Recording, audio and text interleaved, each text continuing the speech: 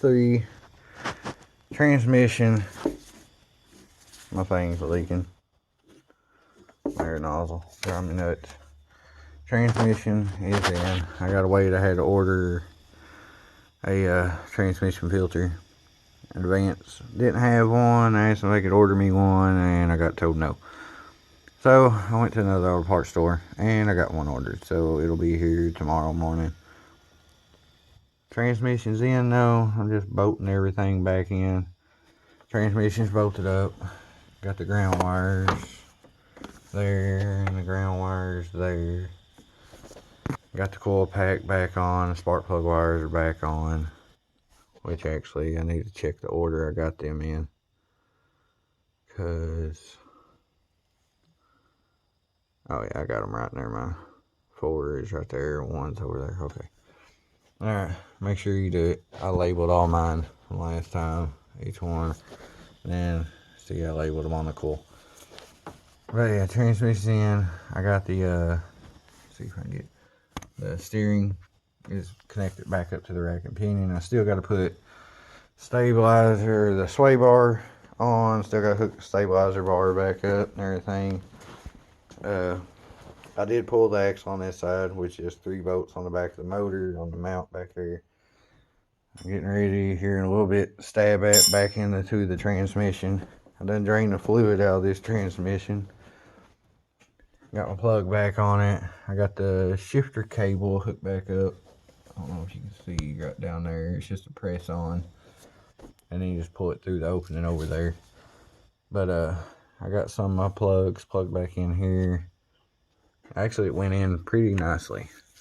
My wife thought it was going to be a bear, but nah.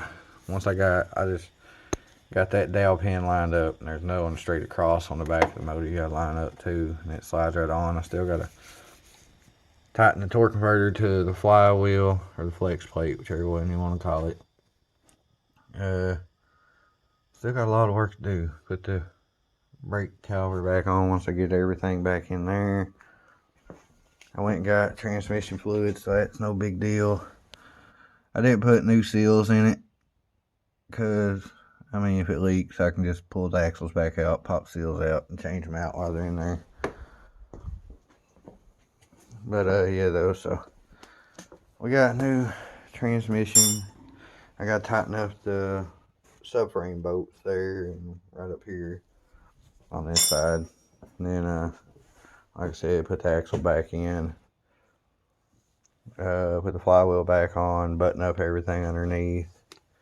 The stiffener, got to put the exhaust back together. I should have got a gasket for that, but oh well, if it needs one, at least another bolt's come off, so good on that deal. Yeah though, so that's just a little bit of an update. I'll get back to y'all as soon as I get some more stuff done here and show what I'm doing. I ain't putting these lines and these plugs in yet until after I get the filter in, because some of them go right around the filter and it makes it a bear to take the filter off, put it back on. So cleans it out a little bit. Somebody's done changed the filter and fluid on here before, so that's a good thing. At least I know somebody's changed filter and fluid on there. Hopefully the transmission's good, because like I said, it is used, so hopefully it's good still. But yeah, so I'll be back. Alright, so, oh man, where'd my light go? I got basically almost all the top on. Transmission, like I said, is all bolted in. I got the axle put back in, tie rods put back on, ball joint, stabilizer nuts tightened back down. You can see right there's the ball joint. Axles put back in and bolted to the back of the motor. The stiffener plate's back on. Let me find my light real quick.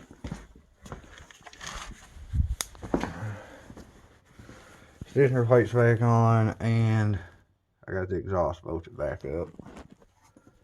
Now all I gotta do is put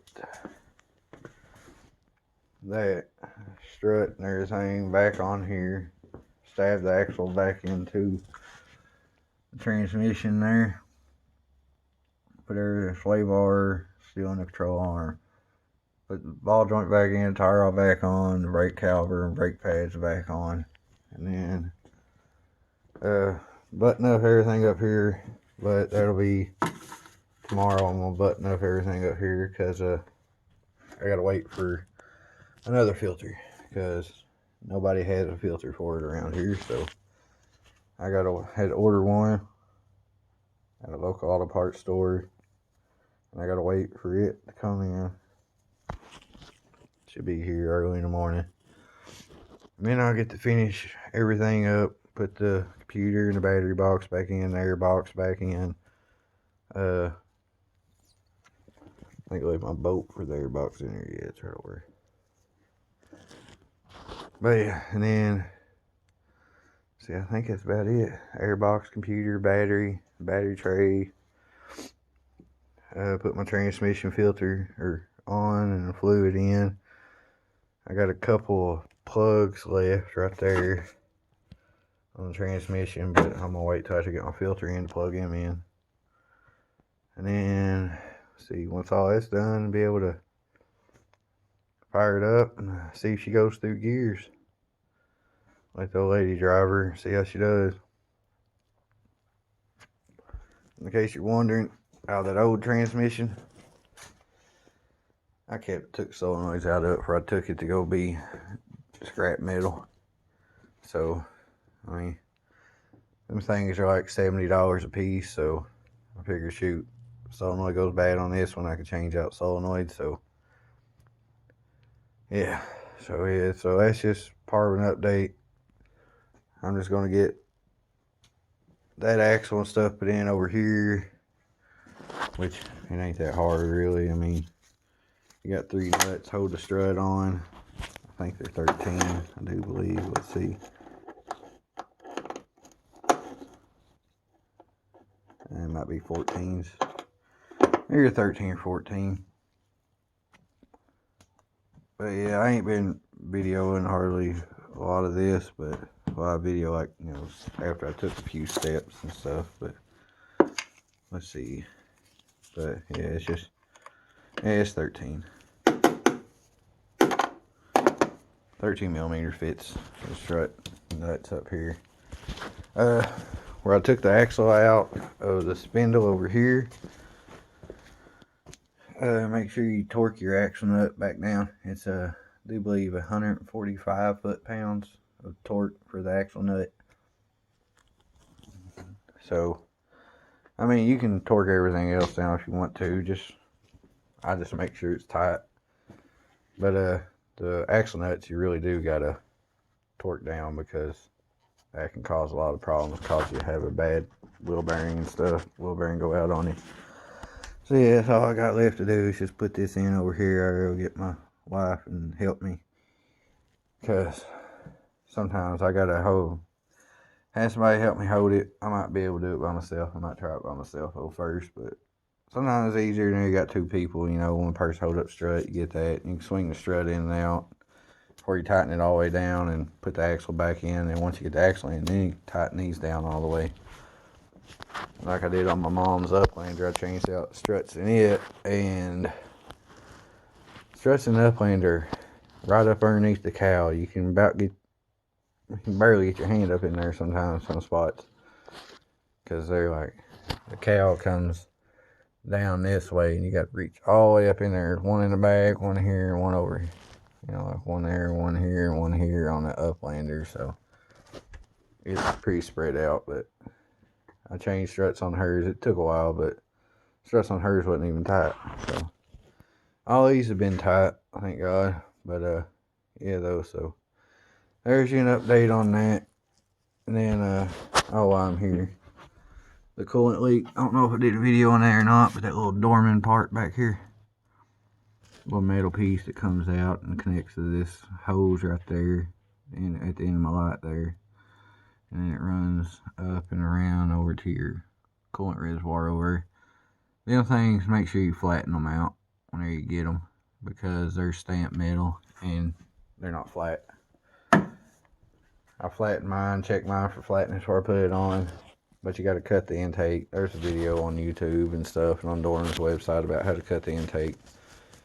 So that part will fit, and that way you ain't got to spend $200 some on the intake just for a coolant leak back there, which is a thing on these cars with this intake. Cause that was a big piece of plastic right there. I don't know if I can get where you can see where I cut it off. You can see where I cut it off right there, right next to that runner. And it goes down in there.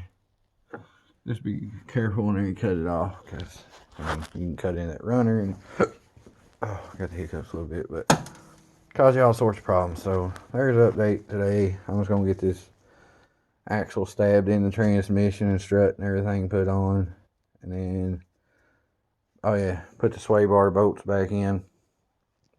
And then that's probably gonna be it for today until I get that filter, and then I can finish everything else up. Basically everything on the bottom is done besides just getting that the sway bar bolts put in. So rest of it's just doing the top here. So that'll be it for today. So I think this is maybe part 2 or 3. I don't know. I'm not sure, but y'all have a good day.